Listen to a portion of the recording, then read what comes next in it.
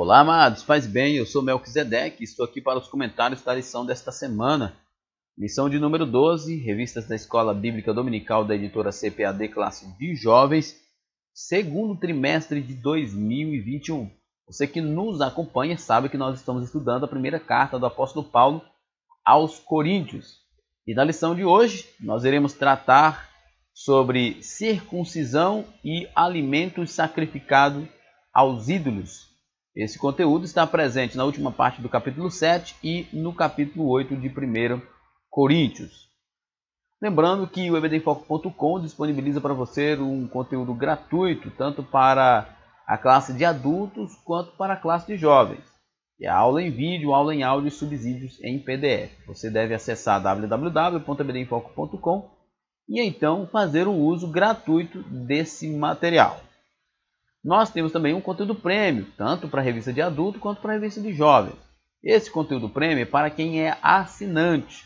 Se você já é assinante, então você já tem acesso a esse conteúdo. Se você ainda não é assinante, para ter acesso a esse conteúdo, você precisa se tornar assinante. Acesse www.ebdemfoco.com e se torne assinante do ebdemfoco.com. Então você terá acesso aos slides em PowerPoint, tanto da lição de jovens quanto da lição de adultos, ao curso baseado no tema da revista, tanto também da lição de jovem quanto da de adulto, e também há um conteúdo que são os estudos em PDF para cursos de ensino, para encontros e assim por diante. Então você deve acessar www.ebdemfoco.com. Se você já é assinante, você tem acesso a esse conteúdo. Se ainda não é assinante, você tem que se tornar assinante para ter acesso a esse conteúdo. Temos também os subsídios transmitidos pelo WhatsApp. Isso mesmo. Você pode receber subsídios gratuitos pelo WhatsApp. Você manda um WhatsApp para o contato que está aqui na sua tela, que é 94DDD 984092869. Você salva esse número e envia uma mensagem com o seu nome e sobrenome, e o ebdemfoco.com estará enviando para você os subsídios gratuitos pelo WhatsApp. Muito bem, vamos lá. O texto do dia da nossa lição diz: ora, no tocante às coisas sacrificadas aos ídolos, sabemos que todos temos ciência. A ciência incha, mas o amor edifica. Paulo está falando aos irmãos em um contexto extremamente idólatra, né? Em um contexto extremamente pagão. E ele faz essa introdução nesse texto, né? Ora, no tocante às coisas sacrificadas ao ídolo, sabemos que temos ciência e nós temos conhecimento, mas o conhecimento ele incha, mas o amor edifica, né? Então Paulo está dizendo que entre o conhecimento e o amor, o cristão deve preferir o amor. Síntese: o que salva o ser humano não são os rituais religiosos, mas a fé no sacrifício vicário de Cristo Jesus. Aqui, o comentarista já está fazendo a gente pensar nos dois pontos, tanto na questão da comida sacrificada aos ídolos, quanto na questão da circuncisão.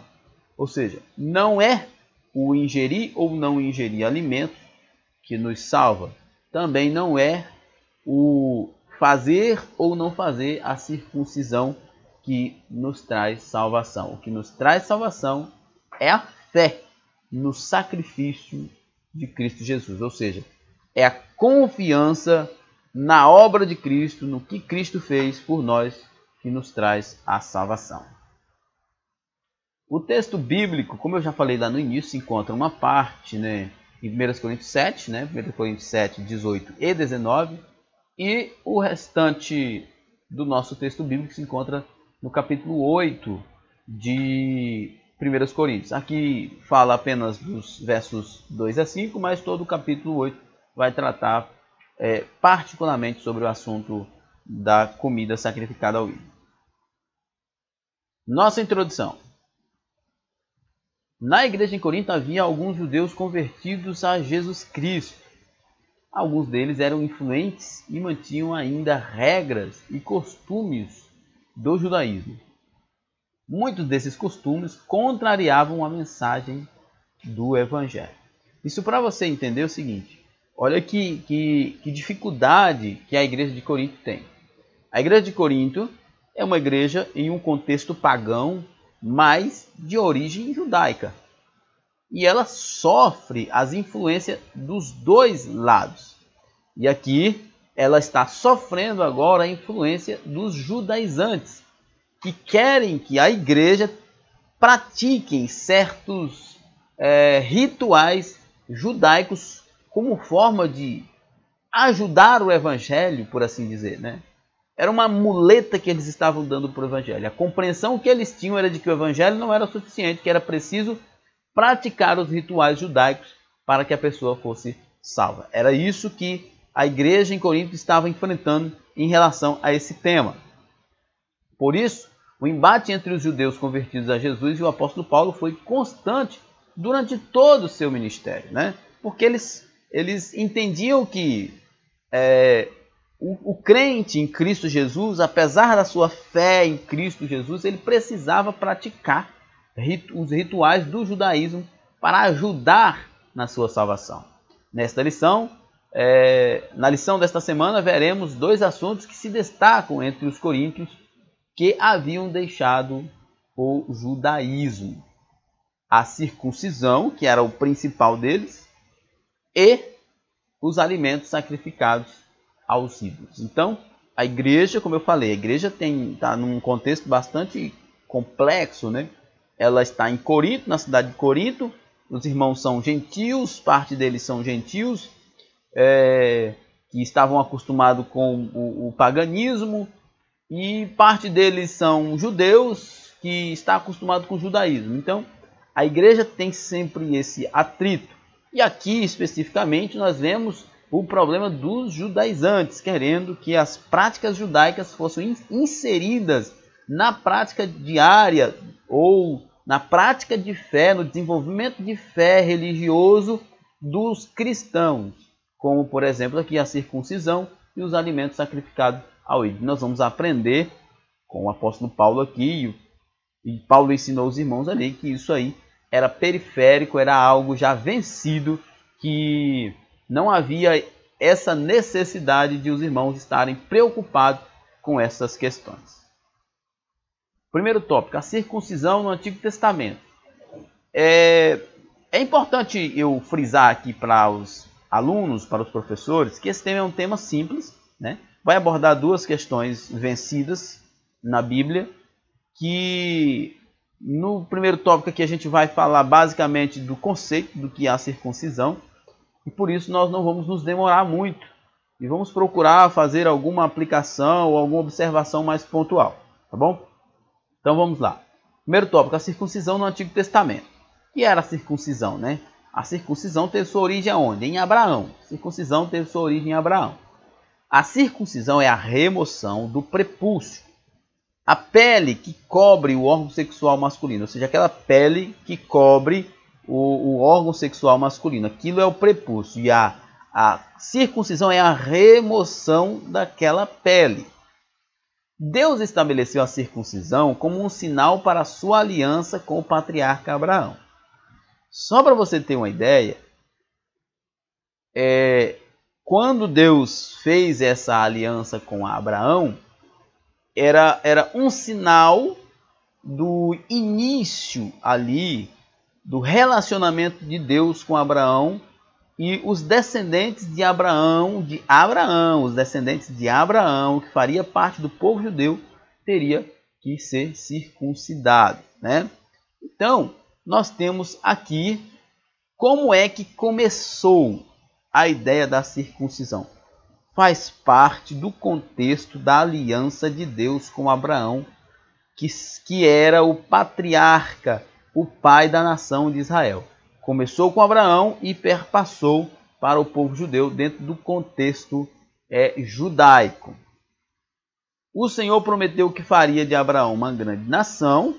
A partir dele, todos os seus descendentes do sexo masculino deveriam fazer a circuncisão como um sinal externo e visível da aliança com Deus. Ou seja, a circuncisão nos descendentes de Abraão era para provar de que eles estavam dentro da aliança que Deus havia feito a Abraão, de que ele seria uma grande nação. Então você percebe que a circuncisão ela é muito exclusiva. Ela é exclusiva para o povo judeu, o povo hebreu nesse caso. O ritual da circuncisão deveria ser realizado no 8º dia de vida e simbolizava a inserção do indivíduo no povo eleito pelo Senhor, segundo a promessa feita a Abraão, né?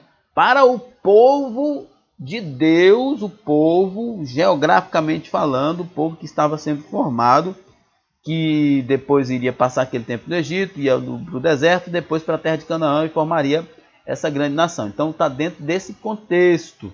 Por isso Paulo está dizendo para os irmãos ali, olha, essa questão da circuncisão foi vencida. Isso era uma questão para os hebreus. E claro, naquele momento ali com a destruição das tribos de Israel e a proeminência de Judá, era para o povo judeu, para Israel.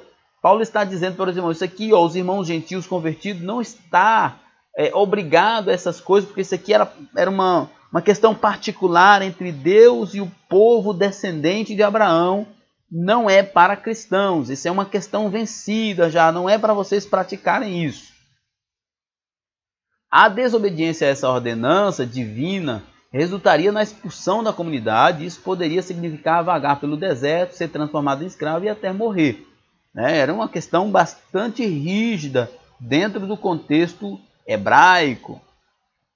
A circuncisão também tinha uma função em relação à saúde do homem, né, e da mulher, considerando as condições de vida dentro de um ambiente nômade como o de Abraão e seus descendentes. Isso aqui é interessante, né? A remoção do prepúcio, segundo alguns especialistas, a remoção do prepúcio evita a aglomeração de bactérias no órgão genital masculino, e o relacionamento sexual do homem circuncidado, ele diminui a contaminação da mulher com algumas bactérias vertiginosamente. Segundo pesquisas, as mulheres israelenses que têm relação sexual com homens que são circuncidados, elas têm um menor índice de câncer do colo do útero, por exemplo, tem um dos menores índices do mundo. Por isso, concebe-se que, além do aspecto da aliança, também tinha um aspecto de saúde, que Deus estava prevendo que o povo precisaria estarem prevenidos de qualquer tipo de contaminação por causa da vida que eles levariam até se tornar uma nação e se fixarem na terra. Então, mais uma vez, nós vemos que a circuncisão é um elemento muito específico para o povo judeu. A circuncisão passou a ser um ritual obrigatório na lei de Moisés. Então, ela foi evoluindo, né, e foi sendo incorporada dentro da lei. A prática da circuncisão, iniciada por Abraão, com o tempo passou a ser um requisito obrigatório na lei mosaica. Você pode ver isso em Levítico 12. A não observância dessa regra poderia ser punida até com a morte. Sua importância também era evidenciada com a obrigatoriedade de ser feita no 8º dia, mesmo que coincidisse com o dia de sábado. Então, para você ver, era uma marca da aliança de Deus com o seu povo, que tinha uma importância tão profunda que poderia ser feita até mesmo no dia sagrado, no dia de sábado, se o menino completasse os 8 dias de vida no dia de sábado. Mesmo assim, ele tinha que ser circuncidado naquele dia, porque fazia parte, né, do contexto judaico. E aqui já está incorporado dentro da lei, por isso você já percebe que é um pouco mais rígido. Tem que ser no 8º dia, mesmo que seja no dia de sábado, mas tem que ser feito, porque é uma ordenança divina, faz parte do contexto da aliança de Deus com Abraão, então precisa ser feito. Mas tudo isso ainda é dentro do contexto dos judeus. No Novo Testamento, Paulo mostra aos coríntios a importância da circuncisão espiritual. alcançada mediante a fé em Jesus Cristo. Todavia, o Pentateuco, Deuteronômio 10, 16, 36, e os profetas do Antigo Testamento, como em Jeremias, já davam destaque à circuncisão do coração não feita pela mão do homem. Ou seja, a revelação bíblica ela é progressiva e ela não aponta apenas para um momento, mas para um momento posterior. Há quem concorde que a circuncisão física nos descendentes de Abraão também apontava para a circuncisão do coração dos servos de Cristo. É por isso que Paulo diz que o que importa não é a circuncisão do órgão genital masculino, mas é a circuncisão do coração. É arrancar aquilo que acumula sujeira no coração. É a tirada do homem antigo, do homem velho do coração. É o renovar do coração, é o renovar da consciência e não apenas um ritual, um mero ritual. Então a ideia, o professor pode pensar sobre isso e abordar com seus alunos. A ideia, para muitos estudiosos, é de que esta marca do pacto de Deus com Abraão também apontava para uma marca específica nos servos de Cristo, que era a remoção daquilo que acumula sujeira no coração e não na pele, na carne do homem. A lei e a circuncisão não libertaram o povo judeu da escravidão do pecado. Não podia. Os judeus se achavam superiores aos gentios por serem herdeiros da promessa feita por Deus a Abraão e por serem os receptores da lei. Eles mantinham sua identidade e exclusivismo por meio do ritual da circuncisão, que apenas aumentava mais a arrogância e a hipocrisia, né? Quais são as marcas de um verdadeiro cristão? Isso aqui é interessante, né? Mas eu acabei de falar sobre a ideia da circuncisão apontar para um outro tipo de circuncisão. A remoção de algo do coração, né? A remoção do orgulho, a remoção da vaidade, a remoção da arrogância, da soberba. O que era justamente o que a circuncisão estava causando no coração dos homens. Aquela marca que Deus havia determinado que o seu povo teria, os tornaram vaidosos. Mas essa marca, ela apontava para outra marca, a marca no coração dos homens. Agora é a marca da remoção daquilo que acumula sujeira, daquilo que é velho, é antigo. A circuncisão é o arrancar daquilo que é velho, transformar naquilo que é novo, na perspectiva do Novo Testamento. É abandonar, é matar o velho homem e viver como uma nova criatura em Cristo Jesus. Eles buscavam a Deus, mas de maneira equivocada. Eles buscavam a Deus de forma legalista e mecânica, enquanto que no Novo Testamento, para os servos de Cristo, deve ser de todo o coração, de um coração que é circuncidado, ou seja, que dele é arrancado a hipocrisia, a arrogância, a soberba, toda a vaidade humana, toda a autoexaltação, toda a justiça própria. A circuncisão do coração arranca, vamos dizer assim, arranca o velho coração, o coração perverso e maligno, e dá um coração que teme a Deus. Os rituais e as práticas de purificação e pretensa santificação não foram suficientes para alcançarem a tão sonhada justificação diante de Deus. Nunca foi possível, né? A justificação do homem se dá mediante a fé no Filho de Deus, na transformação do novo coração para uma fé viva em Cristo, para uma confiança viva em Cristo e em seu sacrifício. Segundo tópico, a circuncisão e o cristianismo.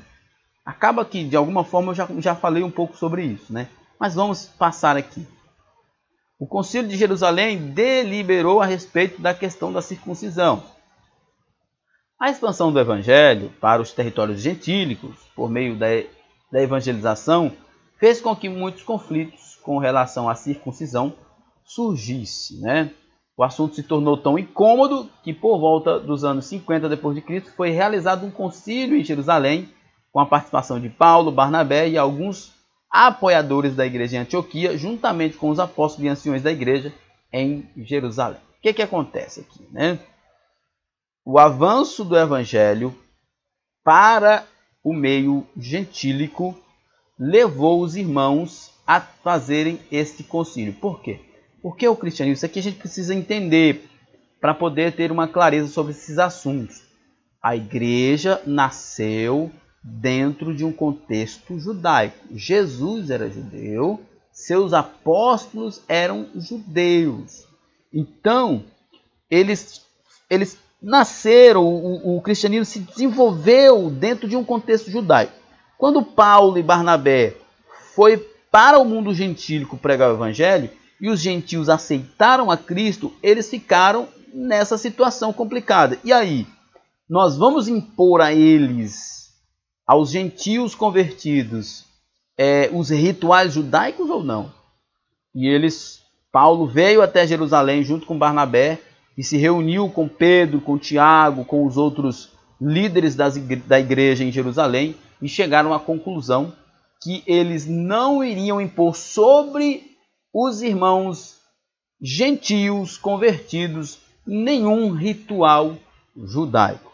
Nós ainda temos até hoje muitas pessoas que aderem a isso de forma inconsciente ou até consciente, e nós tínhamos naquele tempo pessoas que insistiam em fazer ou praticar, inserir os rituais judaicos no cristianismo. Mas nós temos aqui em Atos capítulo 15, fala isso de forma muito clara. Você pode ler Atos capítulo 15, todo Atos capítulo 15, Gálatas 2, que você vai ver a clareza de Paulo ali em Gálatas e a clareza dos apóstolos ali em Atos 15, falando de que os irmãos gentios estavam dispensados das práticas cerimoniais judaicas, lavar a mão, circuncisão, guarda de sábado e outras questões que já tinham sido vencidos, porque o fim da lei é Cristo.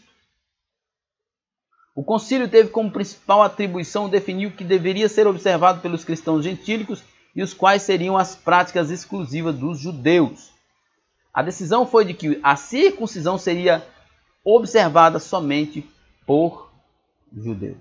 Gentios, cristãos gentios, não fariam essa observância, porque essa observância é e sempre foi de um contexto judaico. Todavia, infelizmente, o concílio não extinguiu os conflitos entre os judeus convertidos e os cristãos gentílicos. Isso aí é complicado, não dava mesmo para fazer, né? Porque mesmo com a decisão da cúpula da igreja, a gente vê tanto Paulo, quanto João, quanto Pedro lidar, né, com essas questões, essas dificuldades dentro das igrejas, onde muitos irmãos vindo do judaísmo para o cristianismo queriam inserir as práticas, os rituais judaicos. Mas nós sabemos que em Cristo nós somos nova criatura. As coisas velhas se passaram, tudo se fez novo. Quando Paulo fala aqui que as coisas velhas se passaram, tudo se fez novo, ele fala tanto do legalismo, da prática, da religiosidade, das cerimônias, quanto da própria vida de pecado. Tudo isso ficou para trás, nós somos novos em Cristo. Na igreja em Corinto não se deveria fazer distinção entre circuncisos e incircuncisos, porque o que os unia não era a circuncisão ou a incircuncisão, mas Cristo. Paulo demonstra em algumas de suas cartas, em especial em Romanos, que Abraão não foi justificado por meio da circuncisão, mas sim pela sua fé no Todo-Poderoso. Ele afirma que tanto os judeus quanto os cristãos são descendentes espirituais de Abraão. Claro, só pontuando aqui sobre Abraão, a justificação de Abraão. A justificação de Abraão a justificação bíblica sempre foi e sempre será por crermos no caráter e na obra de Cristo, e não pelos rituais que nós praticamos.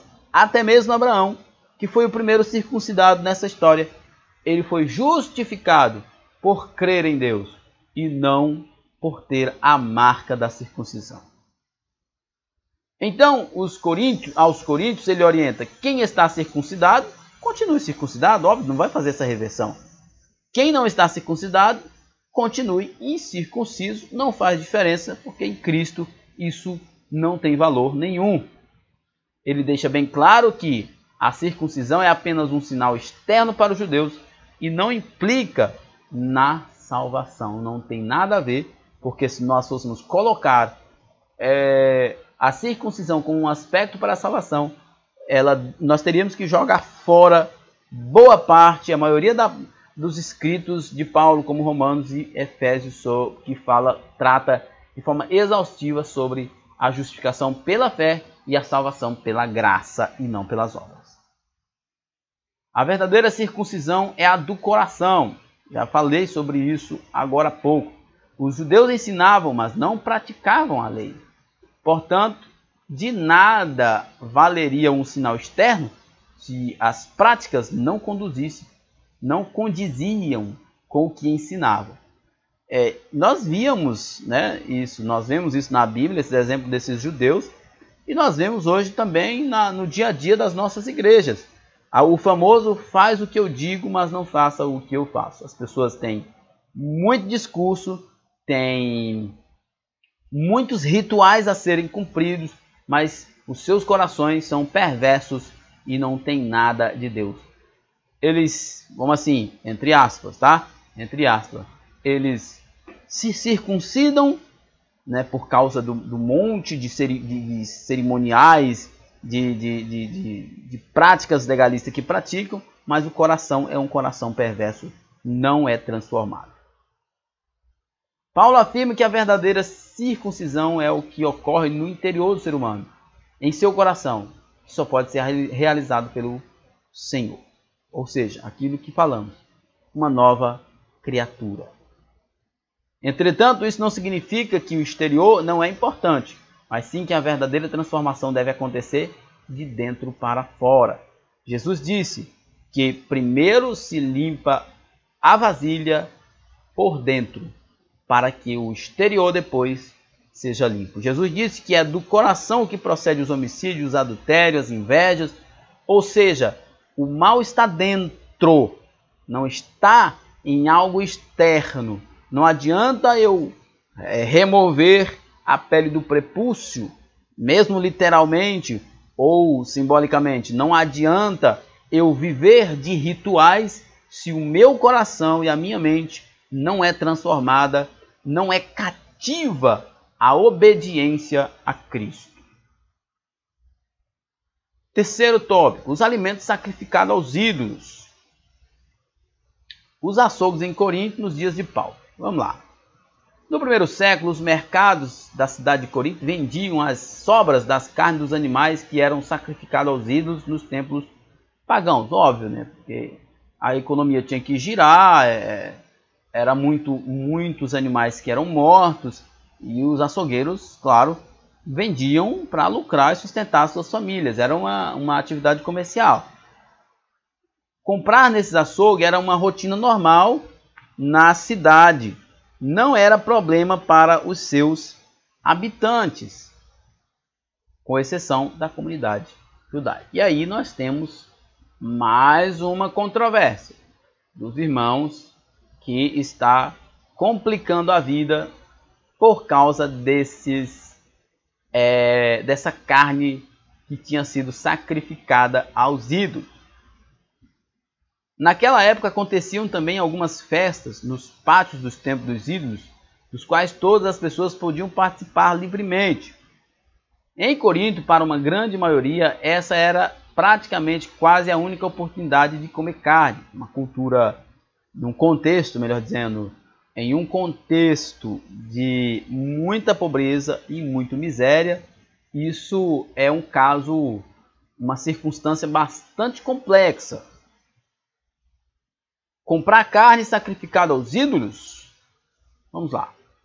Com a chegada do evangelho na cidade de Corinto, as práticas idólatras, como a compra de carne que foi sacrificada aos ídolos e que eram vendidos nos açougues, começou a gerar conflito entre os crentes.